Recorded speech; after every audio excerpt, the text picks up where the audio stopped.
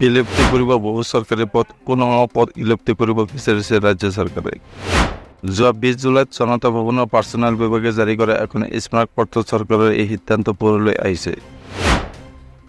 অসম চৰকাৰৰ পাৰ্চনেল বিভাগে জাৰি কৰা স্মাৰকপত্ৰত উল্লেখ কৰিছে যে প্ৰশাসন আৰু শাসনৰ নতুন যুগত অসম চৰকাৰৰ দক্ষ জনসেৱা প্ৰদানৰ বাবে চৰকাৰী বিষয়সমূহ অধিক পদ্ধতিগত আৰু সময় বান্ধি ৰখা পদ্ধতিৰে প্ৰক্ৰিয়াকৰণৰ বাবে অধিক গতি প্ৰদান কৰিছে।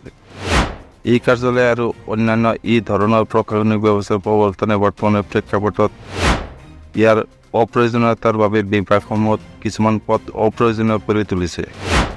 বিভাগসমূহৰ সেই অপ্ৰয়োজনীয় খালী পদসমূহ নিয়মিতভাৱে বাতিল কৰিব লাগিব আৰু বিভাগসমূহে বিত্ত বিভাগৰ লগত আলোচনা কৰি অপ্ৰয়োজনীয় খালী পদসমূহ বিলুপ্ত কৰাৰ বাবে প্ৰয়োজনীয় পদক্ষেপ গ্ৰহণ কৰিব।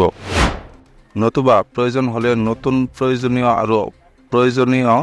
পদসমূহ বিভাগ কৰ্মচাৰী বিভাগ আৰু বিত্ত বিভাগৰ সৈতে আলোচনা কৰি সৃষ্টি কৰিব পাৰে। ইয়াৰ বাবে বিভাগসমূহে অপ্ৰয়োজনীয় পদ চিনাক্ত কৰিবলৈ আৰু সৃষ্টি কৰিবলৈ অত্যাৱশ্যকীয় পদৰ যিকোনো প্ৰয়োজনীয়তা পৰীক্ষা কৰিবলৈ নিয়মীয়াকৈ চলত কৰিব।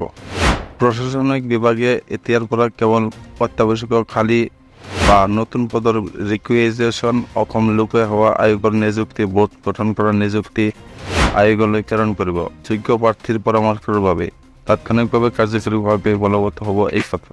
চৰকাৰৰ এই সিদ্ধান্তক লৈ প্ৰতিক্ৰিয়া প্ৰকাশ কৰি কয় যে এই বিধেয়কৰ মানকাছাৰ বিধায়ক আমিনুল ইছলামে চৰকাৰে চামুচেৰে দি বেলচা মাৰি নিছে। মাজতে অলপ নিযুক্তি দিলে এতিয়া আকৌ থকা পদবীও বিলুপ্তি কৰিব ওলাইছে। ই প্ৰশাসনৰ নামত এয়া বঞ্চনাহে। চৰকাৰৰ 1 লাখ নিযুক্তিৰ প্ৰতিশ্ৰুতি এয়াই নেকি?